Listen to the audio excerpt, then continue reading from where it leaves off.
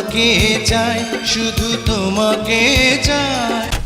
এক জনমের ভালোবাসা। এদেশের ছাত্র সমাজকে ভীমরুলের ভয় দেখাবেন না চৌধুরী সাহেব। সালমান আত্মহত্যা করে নাই, সালমান খুন হয়েছে। সালমান শাহর মৃত্যু আত্মহত্যা নাকি পরিকল্পিত হত্যাকাণ্ড? 3 দশক পার হয়ে গেলেও এই প্রশ্নের কোনো স্পষ্ট উত্তর মেলেনি। একাধিক আইনি সংস্থাকে দিয়ে তদন্ত করানো হলেও মৃত্যুর আসল কারণ নিয়ে ধোঁয়াশা থেকেই গেছে।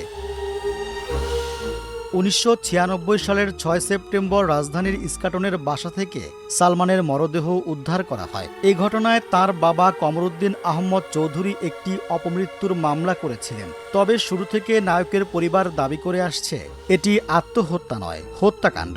সালমান শাহর মা নীলা চৌধুরীর অভিযোগ, হত্যা মামলা করতে চাইলেও পুলিশ সেটিকে অপমৃত্যুর মামলা হিসেবে নথিভুক্ত করে। সে সময় পুলিশের পক্ষ থেকে বলা হয়েছিল তদন্তে হত্যার প্রমাণ মিললে মামলাটি সরাসরি হত্যা মামলায় রূপ নেবে।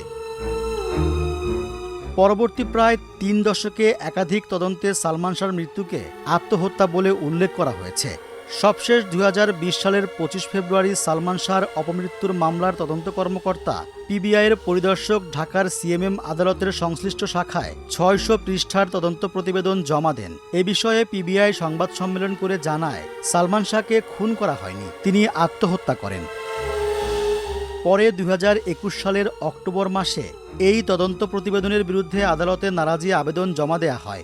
নীলা চৌধুরীর নারাজি আবেদনে বলা হয়, সালমান শাহর অপমৃত্যুর মামলাটি সঠিকভাবে তদন্ত না করে আসামি পক্ষের মাধ্যমে প্রভাবিত হয়ে আদালতে প্রতিবেদন জমা দেয়া হয়েছে।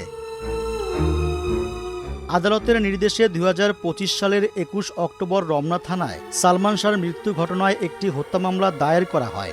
মামলায় তার স্ত্রী সামিরা হক সহ মোট 11 জনকে আসামি করা হয়। মামলার পরপরই আসামিদের বিদেশ যাওয়া ঠেকাতে তাদের তথ্য ইমিগ্রেশন কর্তৃপক্ষের কাছে পাঠায় রমনা থানা পুলিশ।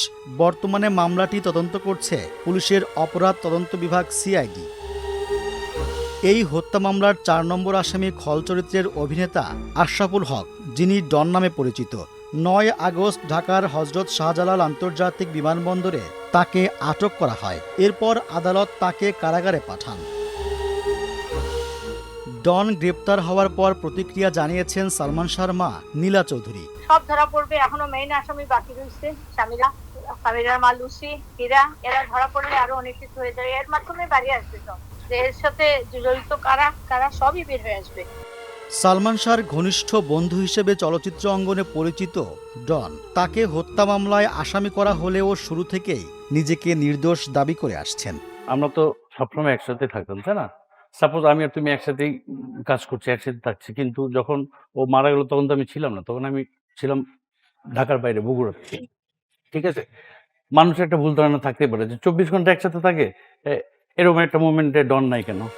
মামলার 1 নম্বর আসামি সালমানের প্রাক্তন স্ত্রী সামিরা হক, তারও দাবি তিনি এর সঙ্গে কোনোভাবেই জড়িত নন। সালমান শাহ আত্মহত্যা করেছেন। উনি সত্যি কথা মিথ্যা কথা একত্র করে দেন যেন আপনারা সবাই কনফিউজ থাকেন, আপনারা ইনফ্লুয়েন্সড হন। আমাদের ইয়াং ফ্রেশ জেনারেশন মাইন্ড দেখে নষ্ট করার চেষ্টা, ওনার তো একটা সাংঘাতিক খারাপ মোটিভ। মামলার অন্য আসামিরা হলেন সামিরার মা লতিফা হক লুসি, ব্যবসায়ী আজিজ মোহাম্মদ ভাই, ডেভিড, জাভেদ, ফারুক, রুবি, সাত্তার, সাজু ও রেজভি আহমেদ ওরফে ফরহাদ। এখন প্রশ্ন, এত বছর পেরিয়ে যাওয়ার পরেও প্রকৃত রহস্য উন্মোচিত হবে? দেশে অবশ্য এমন কয়েকটি হত্যাকাণ্ড আছে যার রহস্য প্রায় 3 দশক পরেও উন্মোচিত হয়েছে। সেসবের মধ্যে সবার আগে আসে সগিরা মোর্শেদ হত্যা। 1989 সালে ঢাকার বেইলি রোডে গুলিতে নিহত হন তিনি। প্রায় 35 বছর মামলাটি কার্যত অমীমাংসিত ছিল। ছিনতাইয়ের সময় খুন হন বলা হলেও তদন্তে জানা যায় পারিবারিক দ্বন্দ্বে খুন হন তিনি। মাত্র 3 বছরের চলচ্চিত্র ক্যারিয়ার সালমানের। 1993 থেকে 96 এই অল্প সময়ে সাবলীল অভিনয়, দারুণ ফ্যাশন আর স্বতন্ত্র স্টাইল দিয়ে তিনি হয়ে উঠেছিলেন কোটি হৃদয়ের স্পন্দন। 90-এর দশকের দর্শক থেকে এখন পর্যন্ত অনেক তরুণের কাছেও রোমান্সের অনন্য প্রতীক হয়ে আছেন। এমন ভালোবাসার কারণেই 29 বছর পার হয়ে গেলেও তার অস্বাভাবিক মৃত্যুর প্রকৃত সত্য জানার আগ্রহ সাধারণ মানুষের মনে আজও সমানভাবে বেঁচে আছে।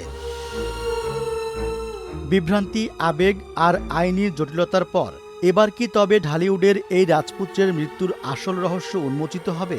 সবার চোখ এখন সেই সত্যের দিকেই।